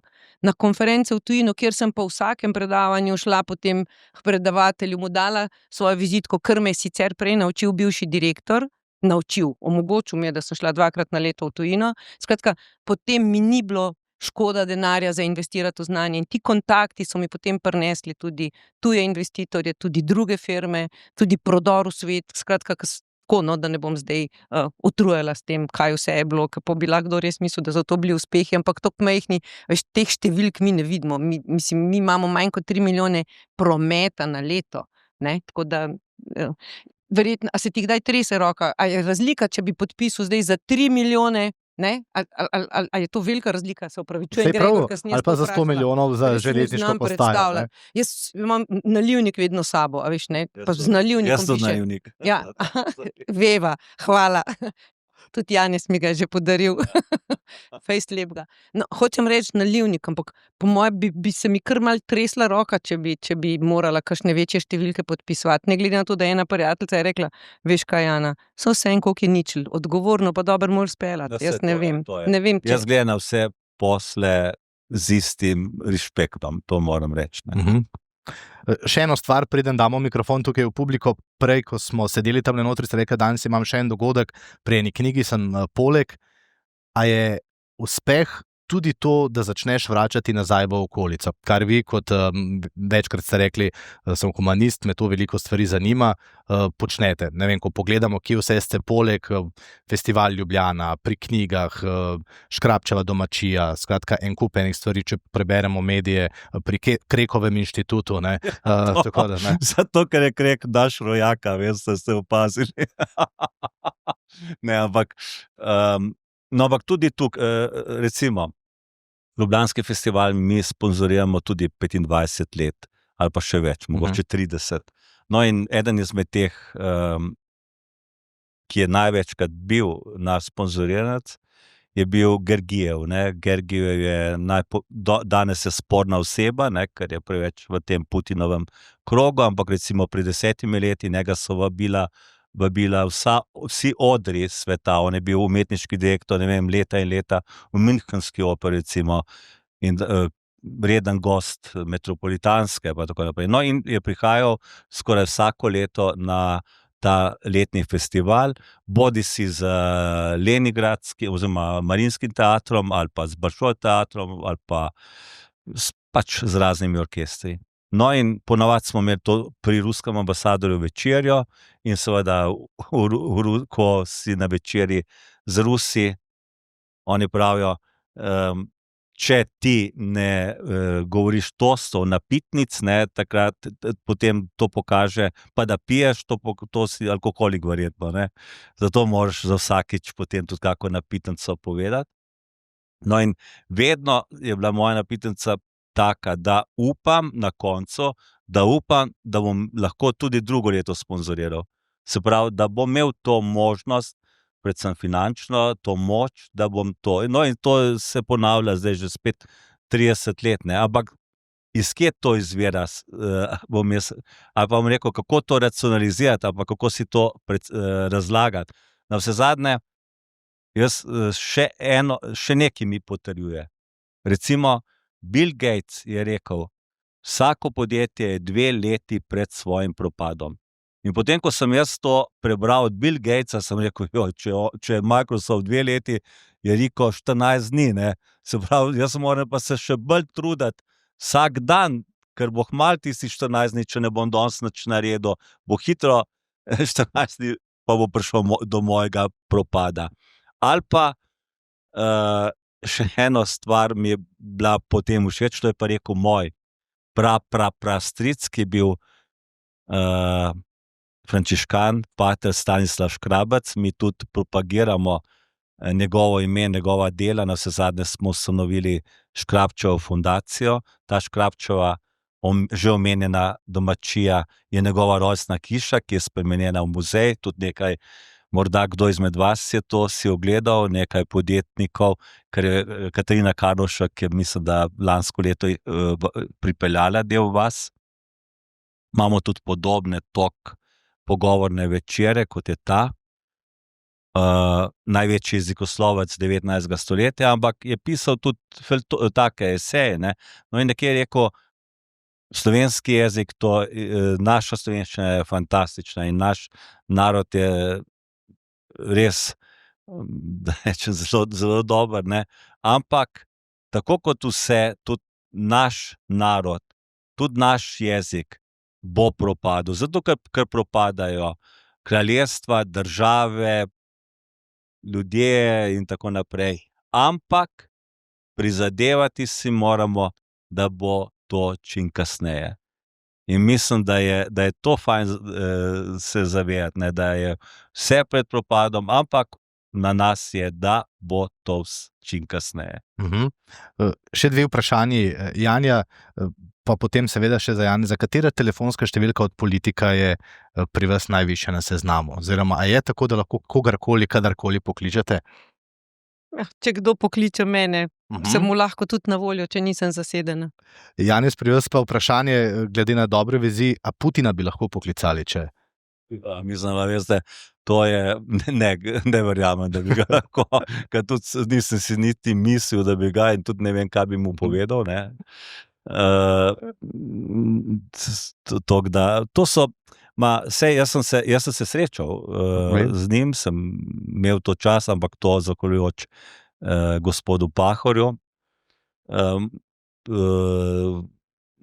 Recimo ena izmed teh eno izmed teh srečanj je bilo na nogometni tekmi v Moskvi, ker mislim, da smo premagali Rusko federacijo, ne. Pa sem bil v tej najvišji VIP loži, no in že takrat Abramovič je bil tudi v tej loži in sem gledal odnos Abramovič-Putin, mislim, Abramovič se ga ni upal niti pogledati že takrat, recimo, ne. Ampak jaz si sploh ne prizadevam, da bi prišel do nekoga, če nimam nekega mesiča, ne. In me tudi ne fascinira srečanje z ne vem s kom, ko eni reče, pa bi rad srečal tistega, onega. Če nimam mesiča, nimam sploh nobene želje, da bi se s komerkoli srečal, zato ker mi je dosti to, da o njem berem v časopisih, če me bolj zanima kot osebno, grem brati kakšne intervjuje še potem, morda celo njegove biografije, avtobiografije. O Putinu je napisano toliko, da mislim, mi bo recimo do konca življenja, ko to berem.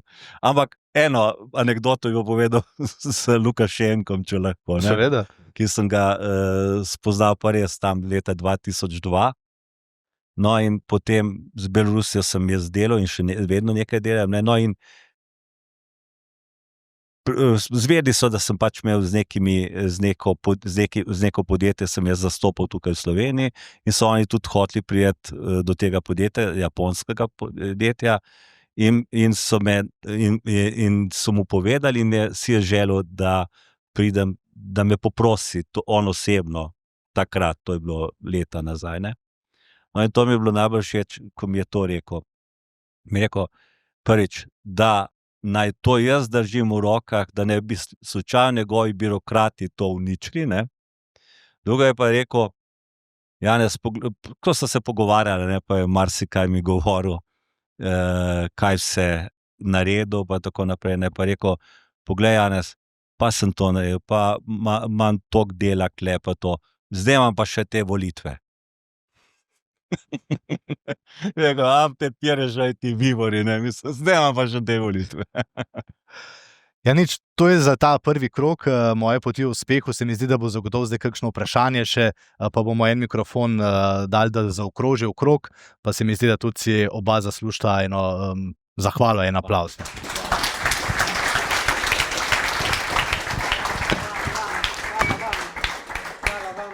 Evo, kdo bo kaj vprašal? Najbolj v zadnji damo. No, lahko tudi brez.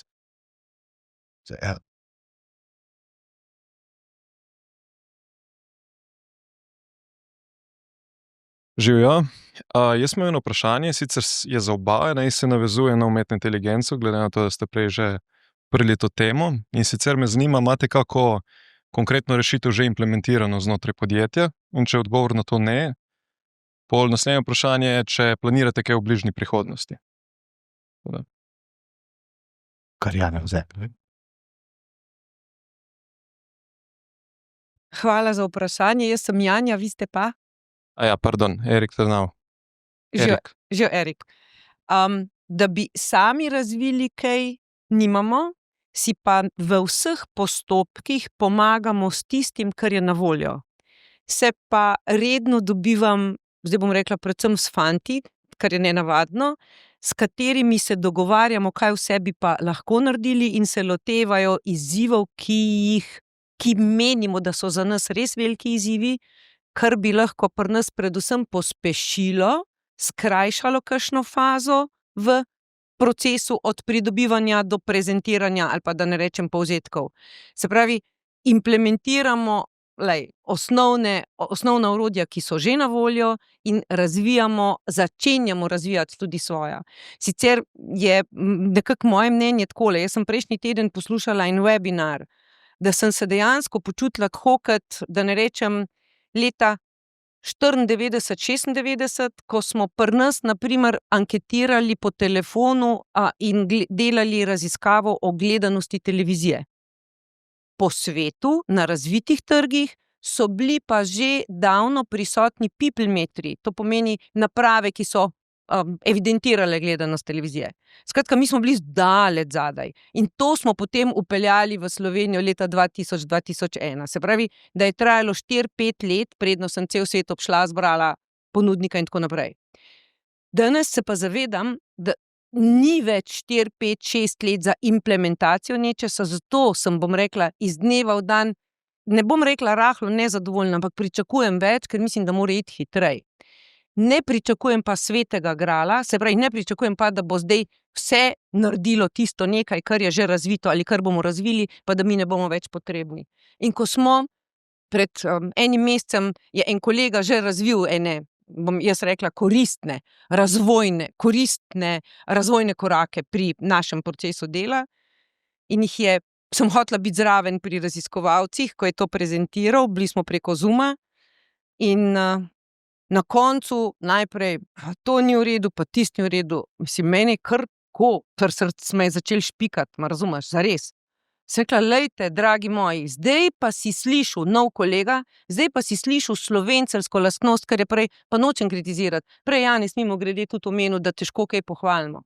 Se pa dajmo reči, kaj je naredil dobro, dajmo videti, kaj je dobro, pa kaj bi lahko bilo še boljše. Skratka, jaz si prizadevam iti naprej in to zadevno, torej gremo naprej in je dobil vse pohvale in zdaj gremo z naslednjimi koraki. Torej, svojega lastnega orodja nimamo, se pa zgledujemo po domačem trgu in po tujem. In v bistvu v nas tle malce ovira slovenščina kot taka, in je bilo to pri transkriptih, na primer, ko smo transkriptorje razno uporabljali, sploh, kadar imamo fokusne skupine ali pa poglobljene intervjuje, kadar govorijo ljudje v izrazitem dialektu, prek murščine nam ni noben transkriptor omogočal, no in pa seveda z umetno inteligenco, mislim, če človek izrazito v dialektu govori. Tako da vem pa, da zelo napredujemo v vseh procesih, predvsem pa moramo še vedno mi zraven imeti ta pravo oko, ta pravo glavo, ta pravo znanje, zato da lahko to uravnavamo. Zaenkrat imamo tako kot asistenta, bi jaz rekla, kar je teh modelov, ki so na voljo. Kdaj bomo kaj razvili, pa pravim, da imam zaradi tega časovne pritiske, ker mislim, da niso več, da se ne štejejo več razvojni momenti v letih, pač pa lahko da v mesecih. No. Tako da, hvala Fejs za vprašanje. Hvala vam. No, jaz mislim, da v našem podjetju je digitalizacija, ta umetna inteligenca, it's a must. Ne? In mislim, da jaz kot vodja stalno opozarjam pa poudarjam na ta pomen in seveda tudi dajem resurse za to, da se te stvari razvijajo. Kakor jaz razumem, je predvsem se zdaj pričakuje od nas, da napolnimo predvsem database, ne, da čim več s podatkimi, z našo prakso, ki smo jo imeli do sedaj, ne, da lahko potem na bazi tega pač delamo nove odločitve, nove stvari. Ne. In seveda tega je ogromno, te prakse v našem podjetju je ogromno in seveda se s tem ukvarjamo. Lansko leto je bilo naš team building, ki je bil posvečen umetni inteligenci in tudi letnočno. Jaz bom zdaj oktobra bomo videli, pregledali, kje smo zdaj, pa tudi bomo imeli verjetno delavnice, kako to uporabljati še naprej, seveda, da nam bo poenostavilo tako implementacijo, realizacijo teh naših projektov, pridobivanje in tako naprej. Ne.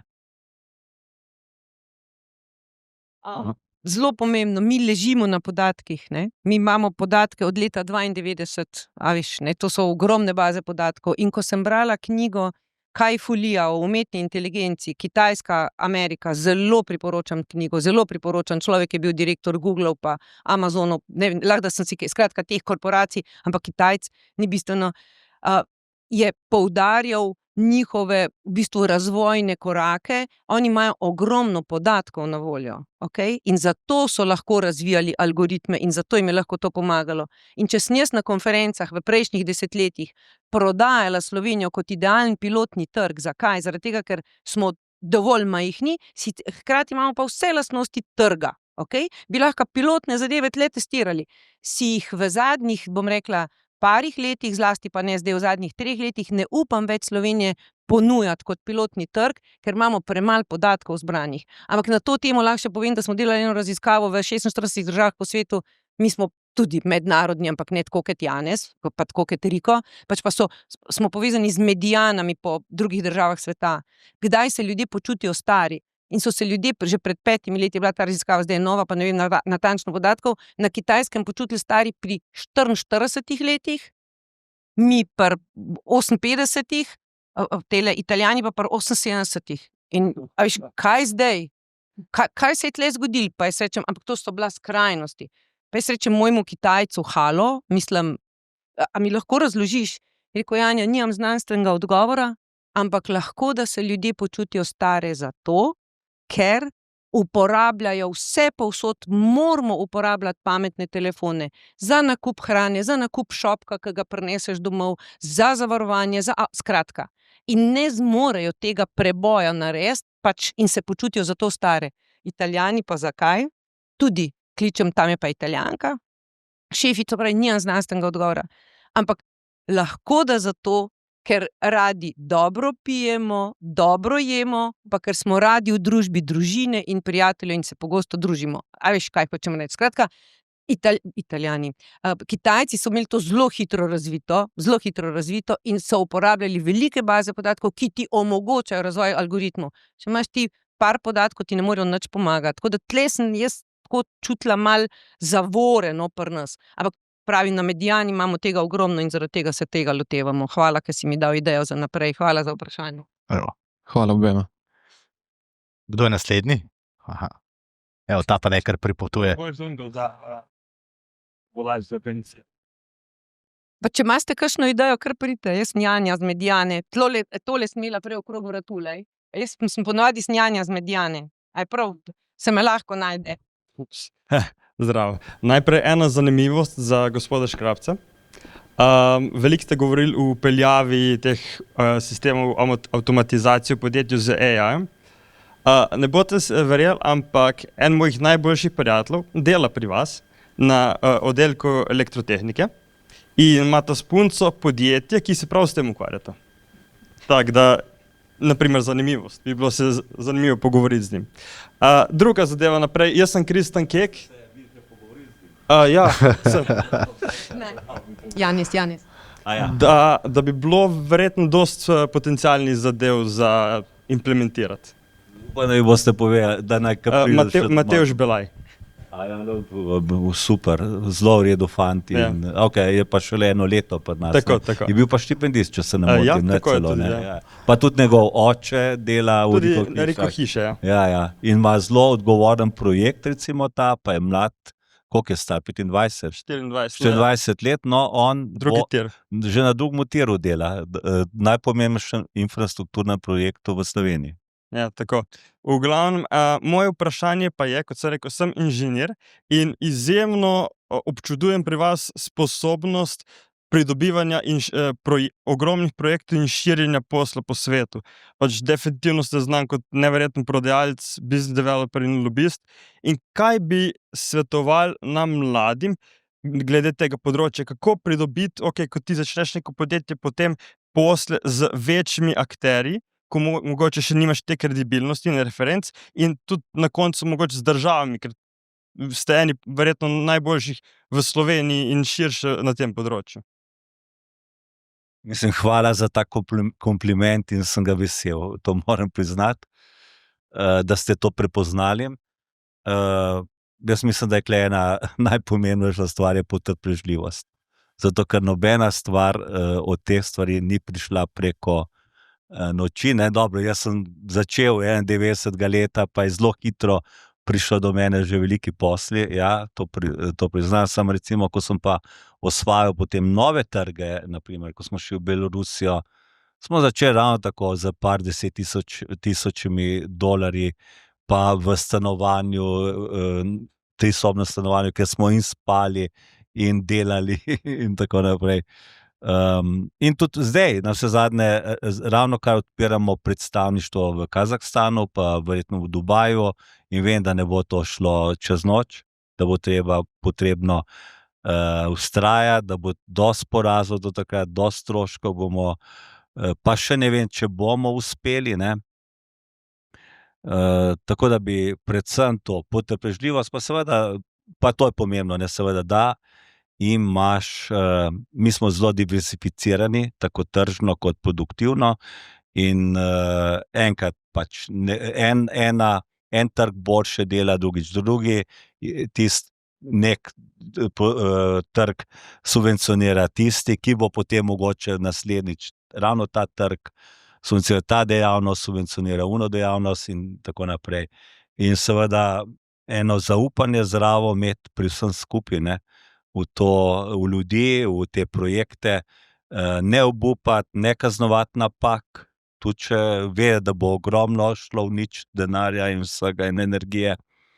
Ampak če zaupaš tem ljudem, da dajo vse od sebe in seveda potem jih tudi ne boš kaznoval, čeprav ne bo rezultatov takoj, ne. In to je spet mogoče predvsem se moraš zavedati, da mi nismo šprinterji, ampak da smo maratonci, da gremo se tek na dolge proge. Super, najlepša hvala za odgovor. Bi pa še eno follow-up vprašanje. Če vprašam malo bolj konkretno, recimo, da ste na začetku nazaj, ampak v današnjem času s svojim podjetjem, z recimo 3 zaposlenimi, kako bi se lotili odprtja posla na recimo v recimo Belorusiji? Kako bi se tega lotili? Dobro, Belorusija. Ali pa kakšni drugi državi? Dajte kako drugo državo ravno, ker ta trenutek itak ne bo šel noben v Belorusijo, ker je pod sankcijami. A veste, tudi to, Kje drugje? tudi to vam bom povedal, recimo ravno Ruska federacija. Eni so zelo veliko optimistov, podjetnikov je šlo v Rusko federacijo, ampak če pogledamo, katera podjetja so ostala, ne, so ostala tista, ki so bila že v Sovjetski zvezi, ki so recimo v Ruski federaciji, ne vem, zdaj že 30-40 let na 30 let podlage, ne. Krka, iz katere je bil Helios z barvami in tako naprej, ne. Skratka, če si ti majhen, ne, podjetnik z vsemi zaposlenimi, ne, in če hočeš osvojiti nek tuj trg, potem pejte vsi ti trije podjetniki na tisti trg. Ker drugače osvojite najprej slovenski trg, ne. Jaz sem pač delal v specifičnem okolju takrat, ne, ampak se lahko da tudi vi, ne rečem, ampak po pravilu pa seveda najlažje je delati na domačem trgu. Ker tle pač imaš zveze, poznaš sistem, ne si obetati, da na katerem koli drugem trgu lažje, ne. Ampak če pa si želiš potovati, če si želiš teh izzivov novih, da imaš rad tuje kulture, da želiš probati neko tujo državo, pa pejte vsi trije tja, pa začnite tam zgodbo to podjetniško, ne. Ampak brez kakšnih spektakularnih uspehov, ne, na začetku. Super, najlepša hvala. Pa še to mene dostikrat so vprašali, kateri čas, kako ali mislite, da je bilo lažje takrat, ko ste vi začeli, ali je danes, ne? Jaz vsakemu rečem, najboljši čas je današnji čas, ne? Zato, ker to je edini čas, ki ga imate. In brez veze, da razmišljate o tistem ali pa o bodočem, ne? Ampak razmišljate o tem svojem času in si domišljajte, tudi če mogoče ni res, ne. Jaz si to domišljam, da si ta trenutek na najboljšem mestu, v najboljšem času in najbolj prava oseba za ta trenutek. Najlepša hvala. Ima še kdo kakšno vprašanje? No? Dober dan, Tadej Križa, jaz sem večkrat starejši, 200 kg, se opravičujem, ampak pomembno informacijo. Vi ste bili verjetno tudi v času prve ekonomske krize prisotni na ruskem trgu.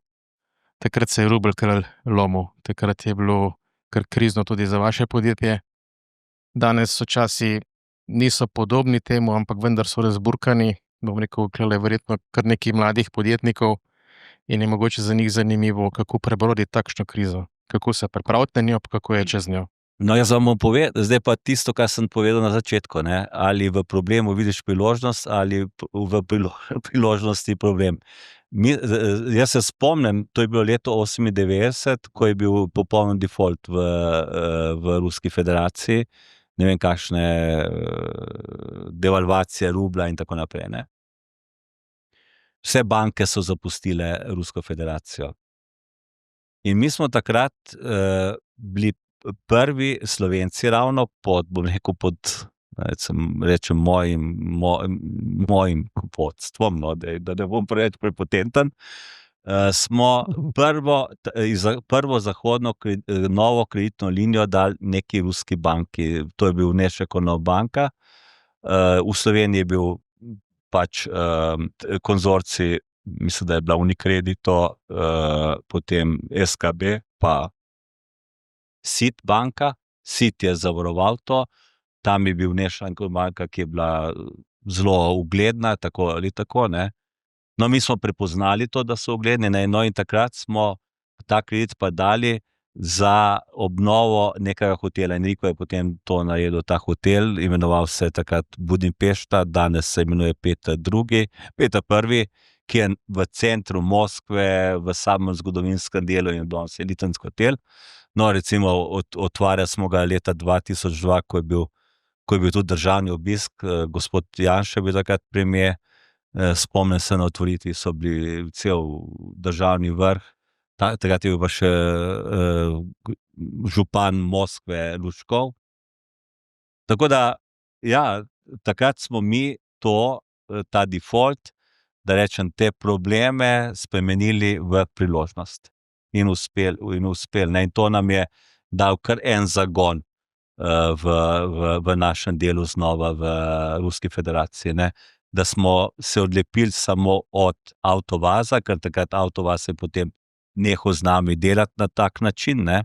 Saj veste, vsak posel se izčrpa, barter se je izčrpal, in so že našli druge kanale, ne.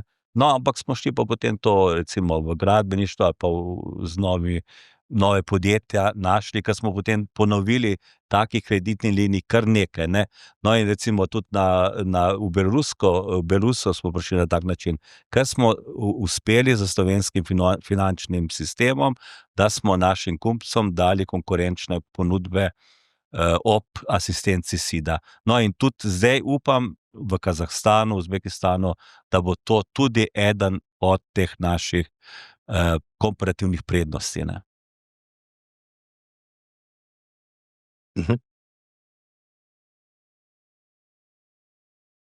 Živijo, moje ime je Timotej Lemot, jaz imam pa vprašanje za vas, Janja, in sicer o podatkih, glede na to, da pač v vaši firmi precej tega zbirate.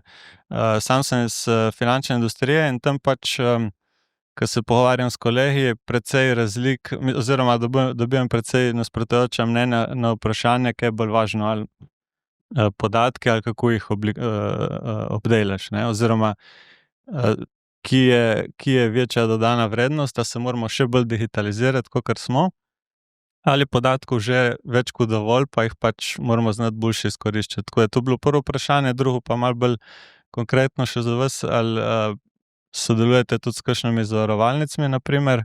Se mi zdi, da bi nekateri vaši podatki bili koristni za njih, ali pa pač hedge funding, kaj takega podobnega. Hvala, Fejst. Vaše ime pa je? Timotej. Jaz imam tlej take nagradice pol za tamle Erika pa za Timoteja. Ne, hvala za vprašanje. Jaz bi tako rekla, po mojem skromnem znanju in izkušnjah, garbage in, garbage out. Se pravi, pri nas, pač ker smo raziskovalci, vedno želimo in vztrajamo na tem, da so pridobljeni podatki kvalitetni. Jaz predavam tudi na eni tejle zasebni fakulteti in tam ne bo nihče od teh ljudi, ki mene poslušajo o metodah trženjskega raziskovanja, raziskovalec. Ampak jim želim dopovedati, da z vsakim podatkom, ki ima opravka, naj pogleda njegovo kvaliteto in verodostojnost in uporabnost. Tako da, se pravi, z korektnim, bom zdaj rejši rekla, korektnim podatkom je seveda potem šele osnova za to, da lahko kaj narediš. Zdaj, če bi pa kdo spraševal verjetno o tem, kje je večji zaslužek, je pa po mojem večji zaslužek pri svetovanju, se pravi pri tistih, ki znajo kvalitetne podatke, ali pa grozno bom zdaj rekla, ker sploh nimajo marka, kako kvalitetni so podatki. Se pravi, pri tistih, ki znajo podatke interpretirati in iz njih jih povezovati in iz njih delati ali zgodbe oziroma nasvete, je tam skoraj zagotovo so možni večji zaslužki, kot so pa pri nas, ko predvsem tudi zbiramo podatke in iz teh podatkov potem svetujemo, no. Tako da v tem vašem sektorju si jaz zdaj ne upam reči, ker zagotovo imate kvalitetne podatke in se da siguren z njih kaj potegniti. V bistvu sploh, če imaš dolgo časovno vrsto, bodisi da imaš dobro vertikalo, bodisi horizontalo. Ampak lahko, da je pri nas v našem gospodarstvu problem, ker nismo imeli podatkov urejenih, tako da bi jih zdaj kar na gumb, na tač lahko analizirali. To govorite za Slovenijo ali za vaše podjetje? Ne, jaz govorim to za Slovenijo. Pri nas jih pa tudi priznam, da nismo tako imeli urejenih. Se pravi, da je prva naša naloga, da jih urejamo tako, da lahko si z njimi kaj pomagamo. Da povezujemo baze, da se med sabo razumejo in tako naprej. Za zavarovalnice pa dobra ideja, mi pa ne znamo delati z državnimi podjetji. Mi pa ne znamo delati z državnimi, tako bom rekla, ministrstvi pa z državo in kar zadeva pa se pravi, da nismo Pa so kakšne zavarovalnice tudi izven države. Sej, da nismo s to glavno, nekako se potem sploh ne trudimo več, da bi prišli zraven, ampak kar zadeva pa tujih zavarovalnic s tujim lastništvom, so pa oni tako pametni, da si sabo pripeljejo svojega matičnega raziskovalca oziroma globalista. In če česa Slovenci nismo znali, zdaj ne vem, Janez ima lahko da zagotovo tudi bogatejše pa drugačne izkušnje na teh velikih trgih, ampak če je nam Slovencem kaj umanjkalo, nam je to, da bi se na vseh trgih povezovali. Jaz sem šla v Srbiji na Ljubljansko banko, jaz sem šla v Srbiji na Triglav, razumete, kaj hočem reči? Se pravi, ko so prišli avstrijska podjetja dol, so imele avstrijske zavarovalnice, so imele avstrijske banke, ja, so imele avstrijske raziskovalce in tako se je dogajalo. Mi se pa na tujih trgih nismo znali tako povezovati, da bi, pa ne zaradi, bom rekla, neke izključno nacionalne, a pač tudi gospodarske pripadnosti, bi si lahko bili med sabo bolj pomagali. Tako da, kar hočem povedati je, da ostale zavarovalnice, ki so v tuji lasti in zdaj se slovenskemu trgu, kar zadeva našega področja ali pa podobnih področij, bom rekla, ni neke svetle prihodnosti, se bomo morali zelo potruditi, da bomo tudi mi postali globalni na nek način, ker globalisti delajo z svojimi globalisti oziroma z matičnimi ponudniki. Ampak ste mi pa dali idejo, da pa še vsenkje poskusimo. Hvala. Jaz mislim, da smo končali. Zdaj, če boste imeli še kakšno vprašanje, jo lepo cukajte. Zdaj sledite me na mini pogostitev, malo poklepetejte še in še enkrat hvala lepa vsem, da ste prišli. Na izhodu ne pozabite vzeti magazina, pridite na kakšno kavarno, pogledajte, kje jih imamo. Imamo tudi zelo super goste, podjetniški festival oziroma festival podjetništva 6. november, pa upam, da se še kdaj vidimo. Tako da vama pa najlepša hvala, da ste prišla.